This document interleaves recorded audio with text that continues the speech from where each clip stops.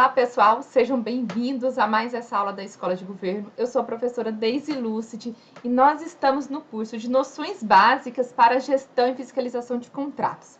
Bem, nós vamos dar início agora à nossa sexta aula e nesta aula nós vamos continuar falando aqui sobre os 10 passos para a gestão e fiscalização contratual.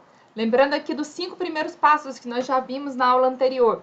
Nós vimos que, primeiro passo, conhecer bem o contrato, afinal de contas, você tem que conhecer o negócio pelo qual você é gerente.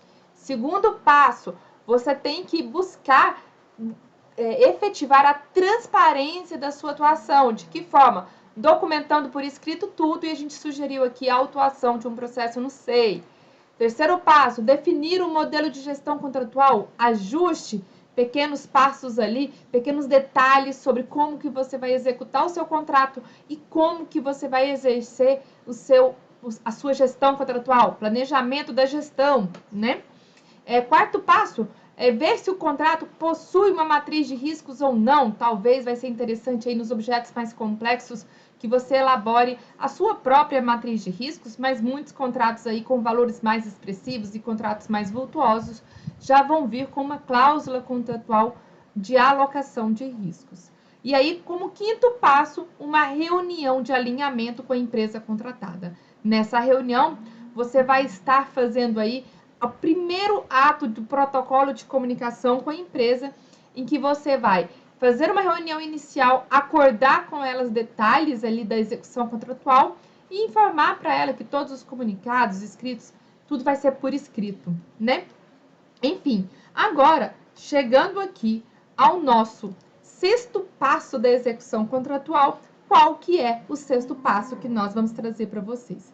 Sexto passo para a execução contratual, dentro dos 10 passos, será a entrega e recebimento do objeto, ou seja, visa a contratação aí para entrega de determinados produtos, para fornecimento de determinado produto ou para a prestação de determinado serviço. Chegou a hora de você receber o objeto do seu contrato. De que forma você vai fazer isso? Bem, primeiramente, você vai precisar de emitir uma ordem de serviço ou ordem de fornecimento. Como é que você vai fazer essa emissão de ordem de serviço ou ordem de fornecimento? Você vai fazer aqui um controle de saldo de empenho e controle de saldo financeiro do seu contrato. Então, a primeira coisa a fazer é fazer esse controle aqui, controle de saldo de empenho e controle de saldo financeiro do contrato. Por que você tem que fazer esses controles aqui?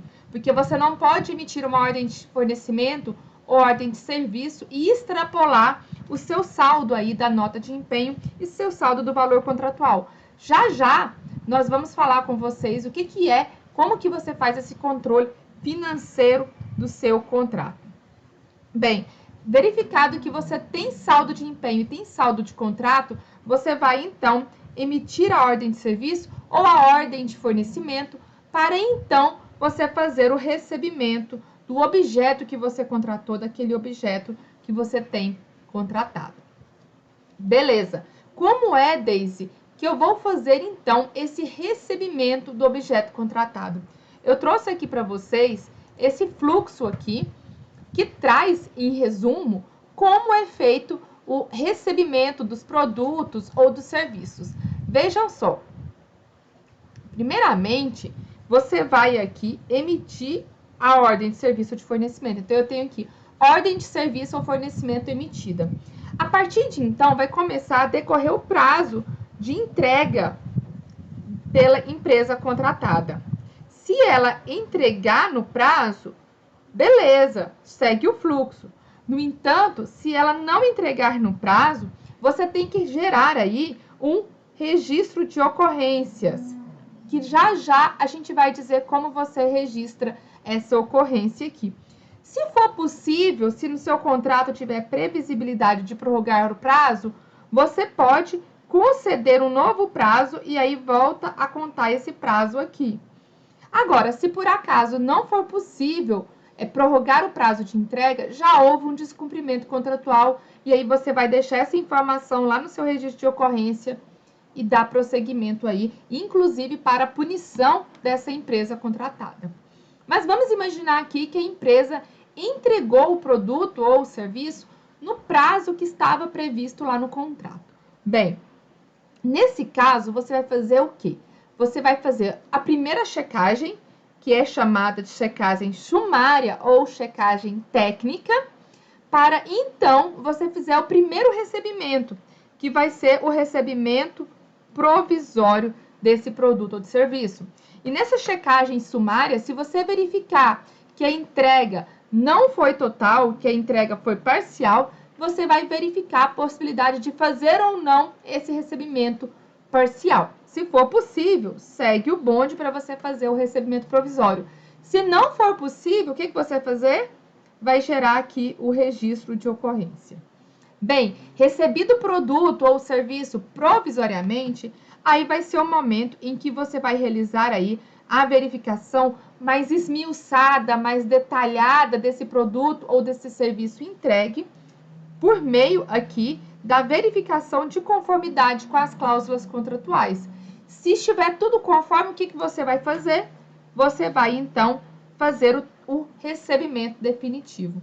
E, gente, tanto o recebimento provisório quanto o recebimento definitivo, você vai construir aí documentos, um termo de recebimento provisório e um termo de recebimento definitivo. Se por acaso o produto não estiver de acordo, você não vai receber. Não recebendo, você vai fazer um registro de ocorrências, que já já a gente vai falar sobre o registro de ocorrências. Então, basicamente, a sua entrega do produto vai vir, entregou, faça uma verificação sumária. Está ok? Faça o termo de recebimento provisório. Não está ok? Eu vou abrir aí um procedimento aí para punição dessa empresa e vou fazer um registro de ocorrências. Tá ok o produto? Aí eu passo então para o recebimento definitivo, vou emitir um termo de recebimento definitivo e aí tá tudo ok. Se não tá ok o produto, o que eu vou fazer? Vou fazer aí o registro de ocorrências e vou abrir aí a possibilidade de fazer um processo de penalização da empresa. Bem, dando prosseguimento aqui, eu quero trazer para vocês as diferenças aqui da antiga lei de licitações e da nova lei de licitações. Veja só, pessoal, segundo a antiga lei de licitações, os bens e serviços poderiam ser recebidos provisoriamente, mediante termo circunstanciado, isso quer dizer mediante documento escrito, e que ele deveria ser feito em até 15 dias da comunicação escrita aí da empresa contratada. E ele deveria ser feito em seguida um termo de recebimento definitivo, também por escrito, após decurso do prazo aí de observação que estaria definido lá nos termos do contrato. Então, eu tinha na antiga lei de licitações um termo de recebimento provisório e um definitivo, tanto para as obras como serviços. Agora, aqui, ó, na nova lei de licitações, o que a gente tem na nova lei de licitações? O recebimento de obras ou serviços pode ser feito do mesmo jeito, provisoriamente. Aqui está bem claro dizendo que é o responsável pela fiscalização, ou seja, é o fiscal do contrato que faz esse recebimento provisório, está bem expresso na lei. E se no seu contrato não tiver aí claro quem é o gestor ou fiscal desse contrato, nesse caso, vai ser feito aí, se no seu contrato não tiver quem é o fiscal, tiver só o gestor do contrato, nesse caso vai ser pelo gestor, né? Voltando aqui, o recebimento de obras ou serviços de acordo com a nova lei será realizado definitivamente por um servidor ou por uma comissão. Então, eu posso ter uma comissão de fiscalização aqui, mediante termo detalhado que comprove o atendimento das exigências contratuais. Então, no termo de recebimento definitivo, eu vou emitir também um termo circunstanciado. Aqui também no provisório, eu também tenho um termo detalhado, né? Um termo por escrito, quer dizer por escrito, em que vai comprovar que foi atendida todas as exigências contratuais. Isso quer dizer que você vai estar aqui nesse momento fazendo o quê? Fazendo um checklist, você vai estar conferindo aí, ponto por ponto, se a empresa cumpriu ou não. Se ela não tiver cumprido alguma coisa, não tem como fazer o recebimento definitivo. Então, o lance aqui, a grande questão é verificar se a empresa está cumprindo com as obrigações ou não. Seguindo adiante, nós temos aqui o recebimento de materiais, de produtos e materiais. Pela antiga lei de licitações, em se tratando de compras e locação de materiais, ele seria recebido provisoriamente para posterior verificação da conformidade do material com a especificação. Ou seja, eu tinha um recebimento provisório em que eu faria uma análise bem superficial, contaria ali o quantitativo, por exemplo, e deixaria para ver a conformidade com a especificação. Onde que está essa especificação exigida aqui? Essa especificação está lá no termo de referência. Então, provisoriamente, eu faço essa verificação e definitivamente, após eu verificar aí a qualidade e a quantidade detalhada aí desse pessoal para eu fazer a aceitação. Isso era na antiga lei de licitações. E na nova lei de licitações, na nova lei de licitações, você vai receber provisoriamente, de forma sumária, isso quer dizer, de uma forma mais provisória mesmo, de forma mais sucinta, né, digamos assim, você vai fazer o recebimento provisório das compras e que você vai verificar posteriormente a conformidade do material com as exigências contratuais. Por quem que é feito também? É também feito aí pelo fiscal, por aquele agente que faz a fiscalização do contrato. E as compras também serão recebidas definitivamente, tanto por um servidor ou por uma comissão de servidores, que também serão fiscais do meu contrato, mediante termo detalhado, também por escrito, que comprove o atendimento das obrigações, das exigências, né, contratuais. Então, você vai fazer aqui o checklist das obrigações contratuais, das exigências contratuais para aquele produto ou serviço, para que você faça, então, o recebimento. Feito isso, seu produto ou serviço aí está entregue e recebido. Beleza? Bem, vamos lá adiante. Eu quero falar com vocês aqui sobre o que descreve a nova lei de licitações sobre essas questões de recebimento. Bem, em resumo, a nova lei de licitações diz que o regulamento ou o contrato tem que dizer qual que é o prazo de recebimento do gestor do contrato. Isso daqui por quê? Porque isso aqui interfere diretamente na ordem cronológica de pagamentos. Então, isso daqui impacta o atesto da nota fiscal e, com isso, impacta aí a ordem cronológica de pagamentos. O que é a ordem cronológica de pagamentos? Quer dizer que a administração pública ela tem que pagar, primeiramente, os fornecedores que entregaram os produtos e serviços primeiramente. Então, agora a gente vai ter que fixar o prazo para esse recebimento, seja ele provisório ou definitivo. Se você estiver elaborando um termo de referência, já fixa lá qual que é o prazo de recebimento. É interessante também que no caso de obra, o recebimento, seja ele provisório ou definitivo, não tira a responsabilidade daquela pessoa que elaborou o projeto, daquela pessoa que é responsável por aquela obra. Lembrando que em obra sempre tem um responsável técnico. E o fiscal, ele não assume a responsabilidade técnica, ele só faz o recebimento. A responsabilidade técnica continua sendo aí do engenheiro, daquela pessoa que está assinando pela responsabilidade técnica daquele produto ou serviço. E também, no caso de recebimento de obra, mesmo que eu faça um recebimento definitivo, ainda assim, o contratado é responsável por uma espécie aí de garantia do produto ou do serviço, aí pelo menos pelo prazo de 5 anos da obra, em que, caso dê algum problema aí, ele poder pedir para a empresa consertar, certo? Bem, aí, sétimo passo. Vamos então para o sétimo passo. O sétimo passo é o passo em que nós vamos chegar aí à liquidação e ao pagamento da despesa. Como que é feito essa liquidação e pagamento da despesa?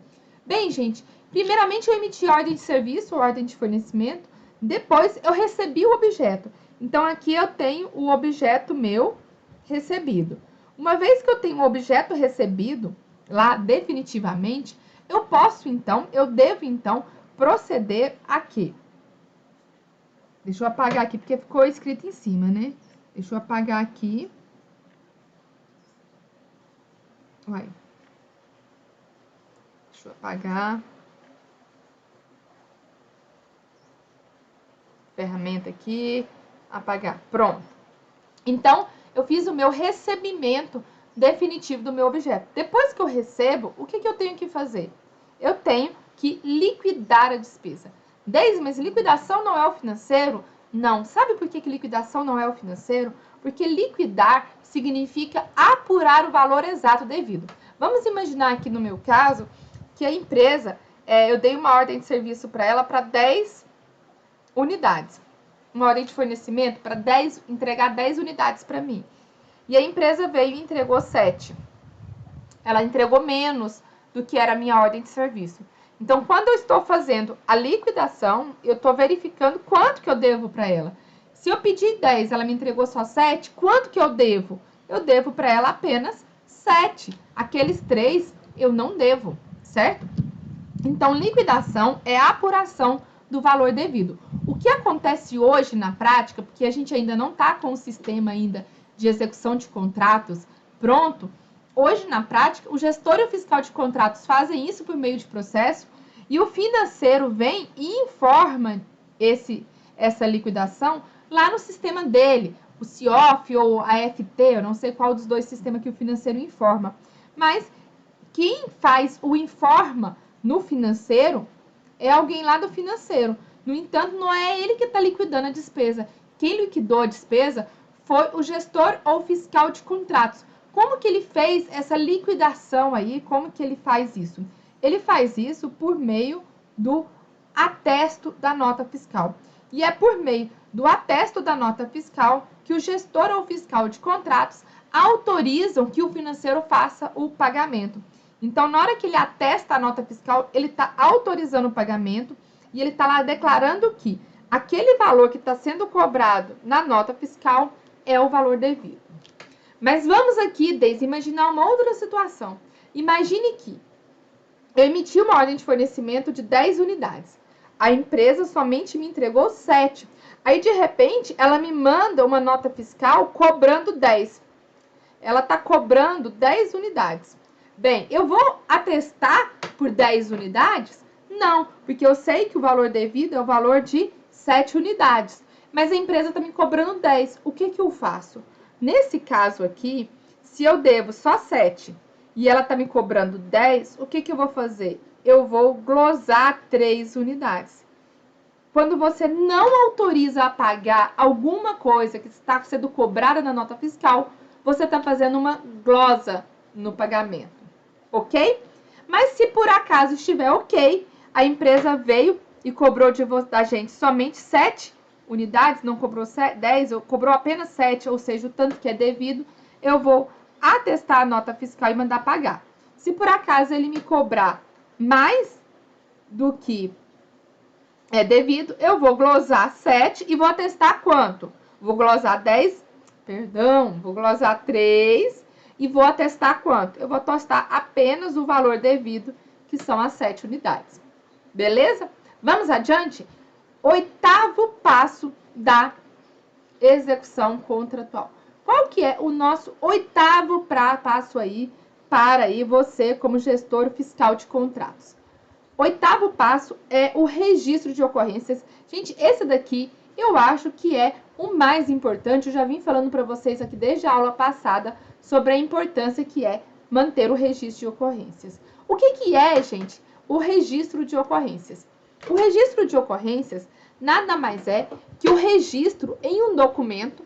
Lembrando que esse documento tem que ter um acesso público. Eu sugiro que você faça isso por meio de SEI, né? No futuro, se Deus quiser, em breve, a gente vai estar fazendo isso por meio do sistema Syslog. Mas, enfim, você vai registrar em um documento, ou seja, você vai registrar aqui por escrito aquilo que você está detectando, aquela ocorrência. E o que eu vou anotar nesse registro de ocorrências? Então, esse documento aqui, chamado de registro de ocorrência, vai conter o quê?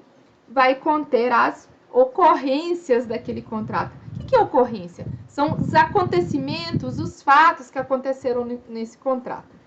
Quais fatos que eu vou contar? Quais ocorrências que eu vou contar? São os incidentes, aquilo que pode vir aí a influenciar o seu contrato.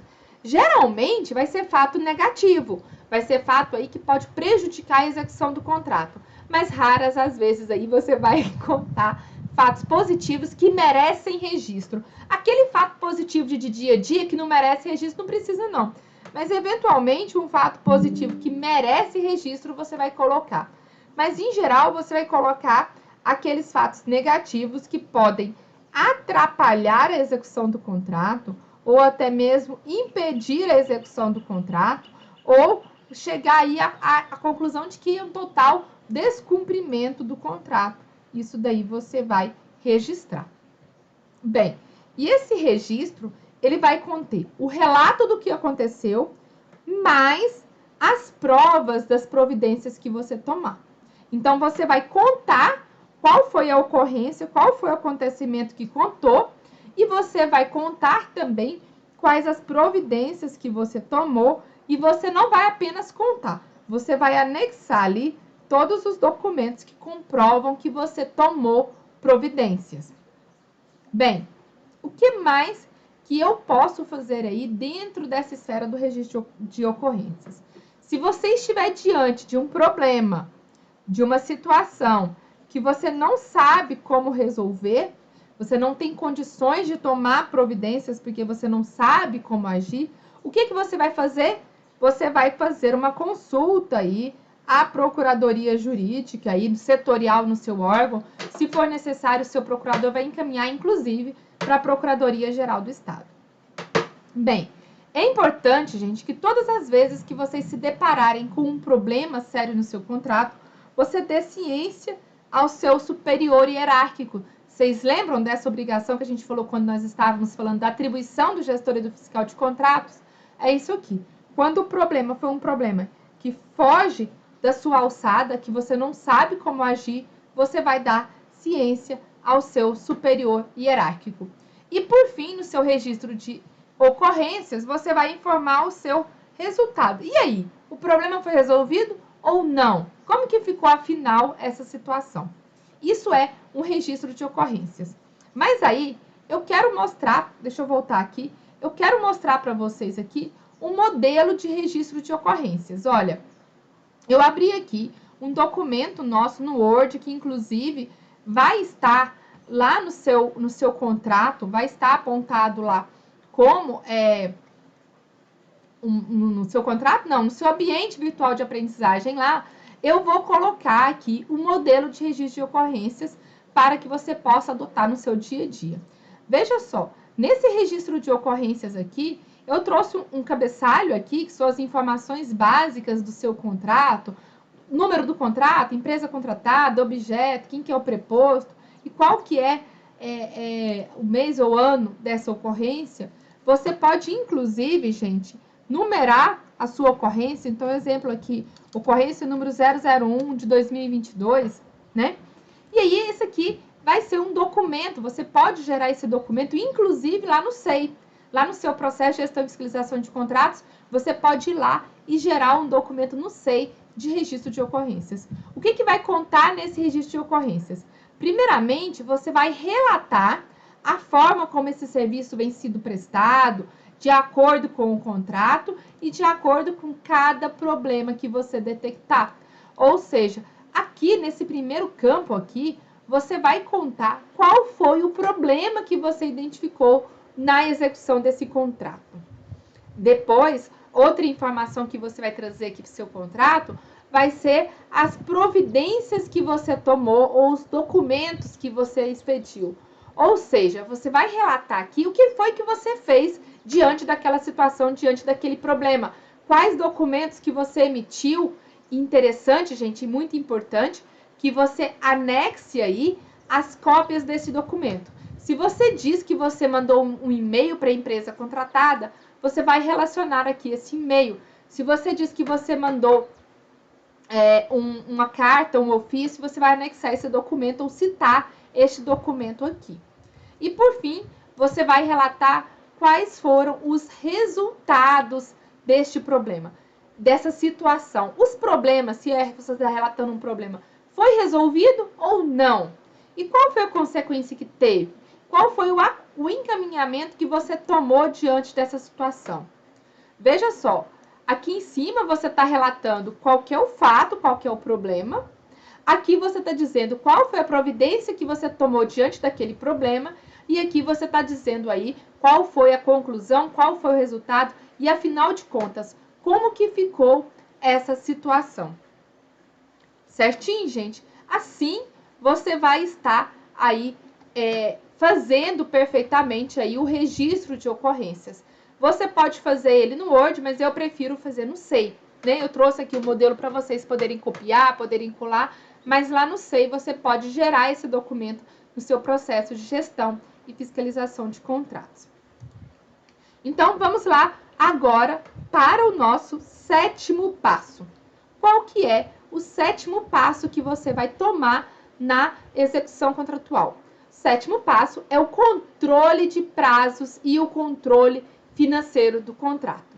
Como que eu vou fazer isso, Deise? Agora, há pouco eu estava falando sobre o controle financeiro, mas vamos falar primeiramente aqui sobre o controle de prazo. O que é o controle de prazo?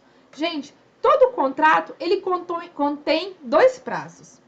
Um prazo de vigência contratual e um prazo de execução. O que é o prazo de vigência contratual? É o prazo em que o contrato é válido. Então, suponhamos aqui que eu tenha tido um contrato que foi assinado no dia 23 de janeiro de 2022. Aqui é iniciada a vigência desse contrato. E suponhamos que lá no meu contrato eu tivesse uma cláusula contratual que falasse que ele tem a vigência de 12 meses. Então, esse contrato meu vai ter vigência até quando? Vai ter vigência durante 12 meses, que vai ser até o dia 23 de janeiro de 2023, que é quando esse contrato meu vai fazer aniversário. Gente, isso daqui é uma dica bem simples e bem importante, presta atenção. O controle do prazo contratual, muita gente se equivoca na contagem desse prazo de vigência contratual. Contam como se o contrato vencesse um dia antes. Só que, na verdade, gente, nessa contagem de prazo contratual, ele vence no dia que ele faz aniversário. É igual a gente. Quando é que você completa 1 ano de idade? No dia que você completa 1 ano, é o dia que você nasceu. Então, no nosso contrato aqui, gente, se ele nasceu no dia 23 de janeiro de 2022, ele vai vencer quanto? Ele vai vencer no dia 23 de janeiro de 2023. A questão é que eu não estou contando durante a execução os 2 dias, porque esse dia aqui, o dia que o contrato foi assinado, esse dia aqui, o contrato não é executado, ele vai ser executado no dia seguinte, ou seja, no dia 24 ele começa a execução dele. E aí, o contrato, então, vai ter a sua vigência durante este período aqui. Mas suponhamos, gente, que esse contrato aqui seja um contrato aí de execução continuada, um contrato de prestação de serviço. Eu estou contratando um serviço de limpeza, por exemplo.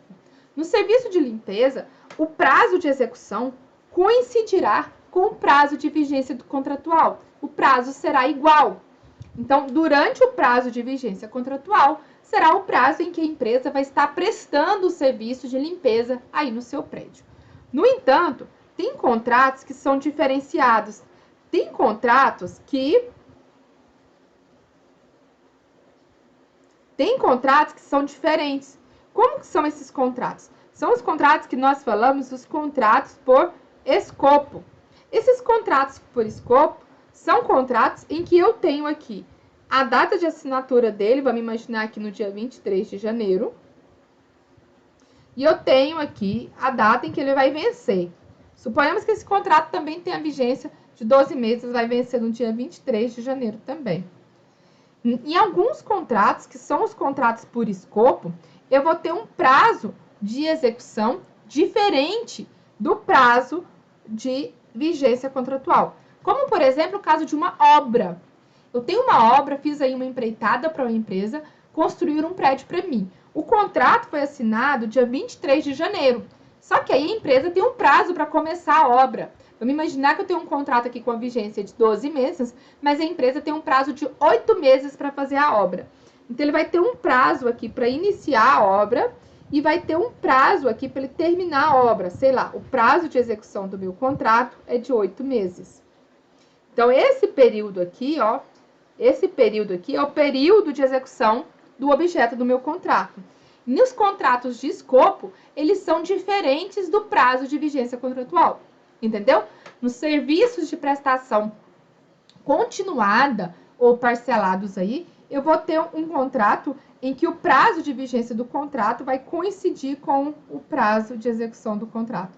Diferente dos contratos por escopo, em que eu tenho um prazo de vigência maior e um prazo de execução aqui, ó, dentro desse prazo de vigência, que vai ser um prazo menor. Tá ok? Então, cabe ao gestor e ao gestor do contrato fazer esse controle de prazo. Porque se por acaso o objeto vier a ser executado aqui, ó, fora do prazo, isso daqui não tem cobertura contratual. Então, ele não pode deixar estourar o quê? O prazo do término de vigência de contrato. Bem, quanto ao controle de prazo, eu também quero destacar para vocês sobre a prorrogação contratual, sobre a necessidade de nova licitação. É fazendo o controle desse prazo, vamos imaginar aqui um contrato meu, que tem um prazo de vigência aqui de 1 ano, e esse contrato meu seja um contrato prorrogável. Isso quer dizer que ele pode ter o seu prazo de vigência estendido. Vamos imaginar aqui que ele vai ter um prazo de vigência, possibilidade de estender ele por mais 12 meses. Gente, para você fazer essa prorrogação de um contrato que inicialmente tinha 12 meses de vigência, por mais 12 meses de vigência, não pode haver um lapso temporal aqui na hora que ele vence. Tem que ser emendado. Porque se tiver um lapso temporal aqui, não pode prorrogar. Você só prorroga aquilo que ainda existe. O contrato, quando ele tem uma vigência contratual, na hora que vence essa vigência contratual dele aqui, o contrato morre. O fim da vigência é a morte do contrato. Então, se você deixar o contrato morrer, não tem como você fazer ele reviver. Então, nesses contratos de natureza continuada, prorrogáveis, a gente vai falar aqui sobre eles, eu só posso prorrogar se o contrato ainda estiver vigente. Então, até que dia que eu posso prorrogar esse contrato? Vamos imaginar aqui que o meu contrato foi assinado no dia 23 de janeiro de 2022. Ele vai vencer no dia 23 de janeiro de 23. Então, eu tenho que prorrogar esse contrato até que dia? Até o dia 23 de janeiro de 2023. Porque se passar desse dia, se chegar no dia 24, ele já venceu, já morreu, não tem como prorrogar. E aí, eu vou poder prorrogar ele até quando? Até, novamente, o dia 23 de janeiro. No caso aqui, se eu tiver com um contrato de 12 meses, querendo prorrogar ele por 12 meses, então ele vai fazer aniversário sempre na data de aniversário dele. Tá ok?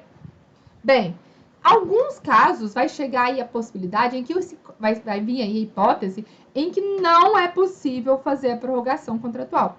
Se não for possível fazer a prorrogação contratual, você vai ter que, antes desse contrato vencer aqui, eu digo aqui, ó, há uns 5, 6 meses antes desse contrato vencer, você vai aí startar um processo de uma nova licitação. 10, mas eu sou gestor do contrato, eu vou iniciar uma nova licitação? Sim.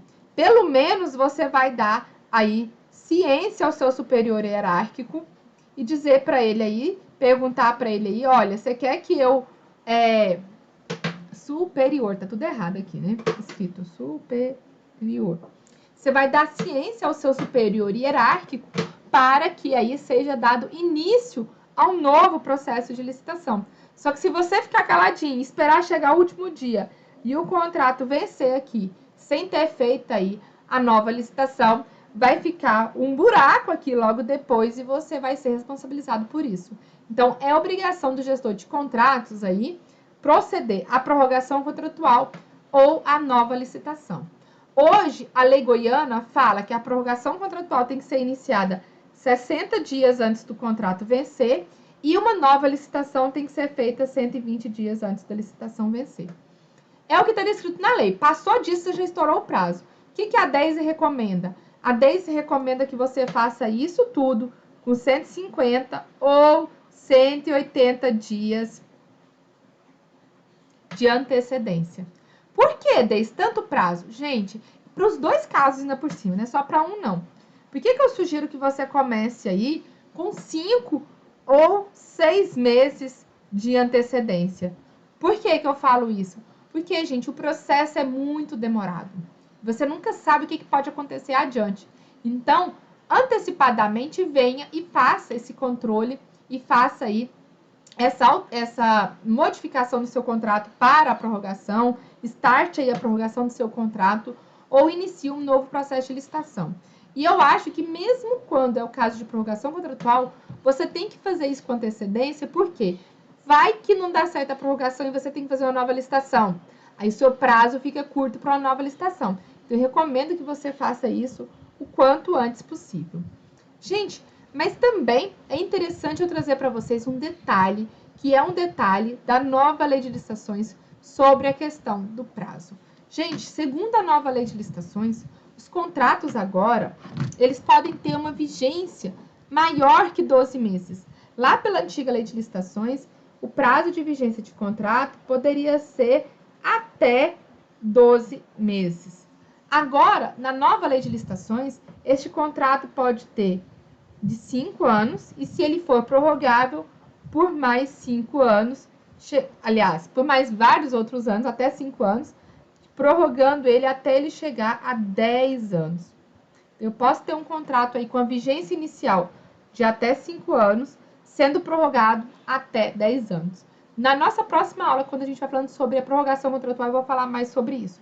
Mas o que eu quero dizer para você? Que de acordo com a nova lei, ao invés de eu fazer um contrato por 12, mais 12, mais 12, ou seja, um contrato e várias prorrogações, eu posso vir e fazer um contrato diretamente por 60 meses, ou seja, 5 anos, sendo que a cada 12 meses eu vou estar olhando para o meu contrato e vou estar vendo se eu quero dar continuidade a ele ou não. Então, eu vou continuar somando 12 mais 12. Só que aqui, ao invés de fazer um aditivo de prorrogação e fazer todo aquele trâmite dificultoso que você tem que fazer aí, eu dizendo aqui, com 5 meses de antecedência, você não vai precisar fazer isso. A cada 12 meses, você vai vir e vai fazer uma avaliação. Você vai avaliar. Opa, avaliação não, avaliação. Você vai avaliar se você quer ou não manter esse contrato. Então, aqui você vai decidir pela manutenção ou não do contrato. Então, o risco desse contrato vencer é muito menor do que era antigamente com a antiga lei. Na antiga lei, você tem que prorrogar ele 12 mais 12 mais 12. Com a nova lei, ele vai ter aí a vigência direto de 5 anos. Ele vai ter vigência. Pode ter vigência direta de até 5 anos. E aí, a cada ano, o que você vai fazer? A cada ano, você vai estar vendo. Quero continuar com esse contrato? Quero não. Não quer? Então rescinde o contrato. Quero continuar? Então continua. Chega mais 12 meses. Quero continuar com esse contrato? Quero. Então continua. Ah, não quero. Não quer? Ah, então tá. Então vamos instaurar um processo administrativo aqui para fazer a rescisão desse contrato. E assim vai. Se por acaso chegar um momento você não quiser continuar o contrato, você vai ter que montar um processo de rescisão. Então, aqui, gente, com a nova lei é o contrário, né? Ao invés de você decidir se você quer ou não prorrogar o contrato, você vai decidir se você quer rescindir ou não o contrato. Beleza? Vamos adiante? Gente, próximo passo da gestão contratual. Controle financeiro do contrato. O que é o controle financeiro do contrato? Gente, controle financeiro do contrato é o controle aí dos saldos, tanto saldo de empenho quanto saldo de contrato. Todo contrato, gente, vai ter o valor total do contrato e vai ter um total de empenho. Isso por quê? Vamos imaginar aqui a situação de um contrato que foi assinado pelo período de 5 anos. Eu tenho um contrato firmado aqui por 60 meses, vamos imaginar. Gente, isso daqui, o valor total desse contrato para os 60 meses é o valor do saldo contratual. É o saldo do seu contrato. Seu contrato vai ter um valor e um quantitativo estimado lá para 60 meses. No entanto, gente, alguns contratos, e aliás, todos os contratos que ultrapassarem um exercício, vamos imaginar que o começo do exercício do meu contrato seja no ano de 2022. Aí, toda vez que um contrato ultrapassa um exercício financeiro, ele começa em 2022, vai até 2023, eu só consigo fazer empenho para o atual exercício financeiro. Então, em 2022, eu faço empenho, eu emito a nota de empenho apenas para o exercício atual. Então, eu não consigo fazer empenho para todos os 60 meses do meu contrato. Então, aqui em 2022, eu emiti aqui o empenho de 1/5 do meu contrato, um valor referente aí ao ano de 2022. Quando for no ano de 2023, aí aqui pronto, agora eu tenho um novo ano, aqui eu vou ter um novo empenho contratual, que vai custear as despesas aí durante o ano de 2023. E a gente, e assim, ó, assim por diante, vai seguir o bonde dessa forma aqui. No ano de 2024 vai ser feito o empenho para 2024. Ah, e no próximo ano, no ano de 2025? No ano de 2025, a mesma coisa, você vai empenhar para o exercício de 2025, certo? Vamos colocar aqui, então. Ele está teimando aqui para mim colocar. Então, no ano de 2000, não mudou a cor, de 2025, eu vou empenhar o valor para 2025. Joinha? Então, essa é a diferença de saldo de empenho e saldo de contrato. O empenho é uma nota, é um documento feito lá pelo financeiro e é feito a cada exercício financeiro. Já o saldo do contrato é o valor total do meu contrato para toda a sua vigência contratual. E aí cabe ao gestor e ao fiscal de contratos fazer esse controle financeiro do contrato. Gente, é muito importante que você faça esse controle financeiro do contrato, porque você não pode deixar acontecer de extrapolar esse saldo. Porque se você estourar o saldo do empenho, você estourar o saldo do seu contrato, você vai estar incorrendo aí em irregularidade. Então, muito importante, não deixe estourar os saldos do seu contrato. A cada ordem de serviço, a cada ordem de fornecimento, faça o controle financeiro do seu contrato. Gente, eu trouxe aqui uma planilha no Excel como modelo de documento, que é um modelo aqui de como você vai fazer o controle financeiro do seu contrato. Olha só, eu trouxe essa planilha aqui. Aqui eu trouxe do mesmo jeito, eu trouxe aqui um cabeçalhozinho com a identificação básica do objeto do meu contrato. Então, coloquei esses dados aqui, dados fictícios, mas aqui eu comecei a fazer um controle financeiro do contrato. Gente, o que é importante você controlar?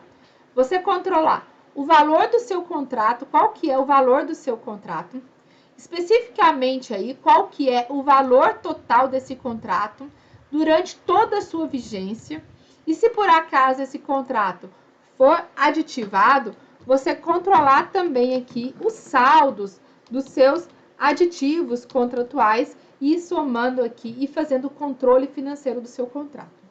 Como eu falei para vocês, o empenho é diferente do saldo do contrato. O empenho é feito a cada exercício financeiro. Então, suponhamos que eu tenho um contrato aqui com uma vigência de 36 meses. Vamos imaginar que meu contrato aqui, 36 meses, no valor de 780 mil reais. O empenho vai ser realizado somente para o exercício atual, que no caso aqui, nós estamos no ano de 2022, por exemplo. Então, esse empenho aqui, deixa eu colocar o empenho aqui na data de 2022, foi feito o empenho aqui no ano de 2022, no valor de R$263 mil. Esse daqui é o valor do meu empenho. Então, eu tenho aqui um valor do contrato, que é o valor por 36 meses, e o valor do empenho, que é o valor que foi empenhado aqui nesse exercício. E aí, gente, nesse empenho vigente aqui, eu vou ter um total de valor desse meu empenho aqui. É muito importante, gente, que ao emitir uma ordem de serviço ou ordem de fornecimento, você sempre emita ele dentro aí do seu saldo, tanto do seu saldo de empenho quanto do seu saldo do contrato. Vamos imaginar aqui que eu tenho aqui o meu saldo de empenho, vou colocar aqui o seu saldo de empenho aqui, uma ordem de serviço de valor 0. Vamos imaginar que eu não emiti ainda nenhuma ordem de serviço. Quanto que é o saldo de empenho que eu tenho? O valor total do meu empenho. Meu empenho foi empenhado lá em R$263 mil. Qual que é o saldo do empenho antes de eu emitir ordem de serviço? 0. Se por acaso eu emitir uma ordem de serviço aqui, vamos imaginar a ordem de serviço 321, e eu emitir uma ordem de serviço aqui no valor de R$50 mil. O que acontece? Eu tenho saldo de empenho? Tenho. Quanto que eu fiquei de empenho? Ficou 213 mil. Quanto que ficou de saldo de contrato? 563 mil. Mas vamos imaginar aqui que eu esteja querendo emitir ou já estou na segunda ou terceira ordem de serviço e quero emitir uma ordem de serviço aqui no valor de R$90 mil. Eu posso, 290, 3 mil reais. Eu posso emitir ordem de serviço no valor de R$290 mil se eu tinha de saldo de empenho apenas 263 mil? Não. Por quê? Porque eu estou estourando o valor do meu saldo de empenho. Olha só, gente, você não pode estourar o valor do seu saldo de empenho. Vai ficar faltando R$26 mil 328. Nossa, Daisy, mas e aí? Eu tenho saldo de contrato. Olha só. O meu contrato aqui, deixa eu colocar a fórmula correta aqui do meu contrato. Meu contrato, eu tinha aqui um saldo de R$780 mil. Se eu emitir R$290 mil de contrato, de ordem de serviço, eu ainda tenho no meu contrato um saldo de R$490 mil. Gente, você tem saldo de contrato, mas não tem saldo de empenho. Então, você não pode emitir essa ordem de empenho. O que você tem que fazer aqui para que você consiga emitir uma ordem de serviço no valor de R$290 mil? Das duas, uma. Ou você diminui o valor da sua ordem de serviço, né? De acordo com o saldo de empenho que você tem. E aí, beleza, ficou verdinho. Tem saldo de empenho, tem saldo de contrato, mesmo que você gaste tudo, mas tá ok. Ou você diminui o quantitativo que você gasta, ou para você emitir uma ordem de serviço de valor de R$290 mil, o que você vai ter que fazer? Você vai ter que pedir para o financeiro mais uma ordem, mais uma nota de empenho para cobrir o valor desse valor que você quer gastar mais. Vamos imaginar aqui que eu vou emitir uma ordem de empenho de R$30 mil. Olha só, no momento em que você emite uma nova nota de empenho, pronto, agora sim, agora tem saldo de empenho, tá verdinho, tem saldo de contrato, beleza. Só que se você ultrapassar tudo, vamos imaginar aqui que eu vou emitir uma ordem de serviço de R$800 mil e estourou tudo. Não tem saldo de empenho, não tem saldo de contrato. Então, gente, ao emitir essas ordens de serviço, ordens de fornecimento, fiquem sempre atentos aí ao saldo do seu contrato, tanto do ponto de vista de saldo de empenho, quanto do ponto de vista de saldo contratual. Gente, isso daqui você mesmo, gestor e fiscal de contratos, gestor e fiscal por quê? Via de regra vai ser o gestor do contrato que vai fazer isso. Quando você tiver um fiscal financeiro do seu contrato, aí pode ser que esse controle seja feito pelo fiscal financeiro do contrato. Mas via de regra, gente, esse controle financeiro aqui será feito pelo gestor do contrato. Alguns contratos aí é que vai ser designado, que você pode designar o seu fiscal financeiro. Se você não tiver o seu fiscal financeiro, quem vai fazer esse controle financeiro do contrato será o seu gestor. O ideal, gente, é que a gente tenha um sistema para esse controle financeiro. Mas a novidade, a boa notícia, é que está sendo desenvolvido aí dentro do Sislog, o novo sistema de compras aí do estado de Goiás, o sistema de logística de Goiás, vai ter um módulo de contratos e tudo isso aqui você não vai precisar fazer por meio de planilha. Hoje, para você fazer o controle financeiro do contrato, você tem que adotar essa ferramenta aqui de planilhas. E por fim, eu queria mostrar para vocês aqui que o financeiro não faz esse controle aqui. Ele não faz controle financeiro. Por quê? Porque o financeiro não está vendo as ordens de serviço que você está emitindo. Porque o financeiro, ele só faz o controle de pagamentos. Então, o financeiro só vai olhar os pagamentos que estão sendo efetuados naquele seu contrato. Ele não olha, em momento algum, para aquilo que você está emitindo de ordem de serviço ou fornecimento, não. Isso nem passa pelo sistema financeiro. O financeiro, ele só vai tomar consciência que você emitiu uma ordem de serviço ou fornecimento na hora que chegar lá, uma nota fiscal atestada em mandar pagar. E se você, por acaso, não fizer esse controle financeiro aqui, o financeiro só vai ver que você emitiu ordem de serviço ou ordem de fornecimento acima do valor do seu contrato, quando ele verificar que já não tem saldo de empenho para ele pagar ou não tem saldo do contrato para ele pagar. Então, gente, é de suma importância que os gestores dos fiscais de contratos, os fiscais financeiros, façam, então, esse controle aqui de saldo de empenho e controle de saldo de contrato. Beleza, gente? Então, é isso aqui. Isso aqui é fazer o controle financeiro do seu contrato. Bem, vamos adiante, gente? Vamos adiante. Vamos lá para o nosso 8º passo da execução contratual. O 10º passo, aliás. O 10º passo da execução contratual vai ser os relatórios do seu contrato. Esses relatórios podem ser relatórios mensais ou um relatório final.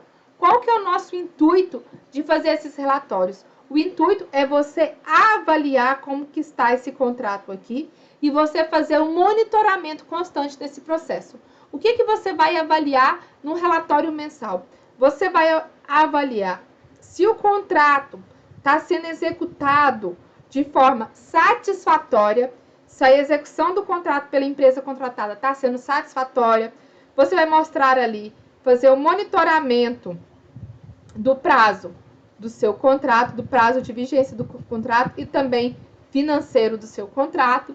E você vai relatar ali lições aprendidas naquele contrato seu, o que você pode evoluir, ou seja, você vai fazer uma avaliação no seu contrato para que nos próximos contratos você consiga melhorar.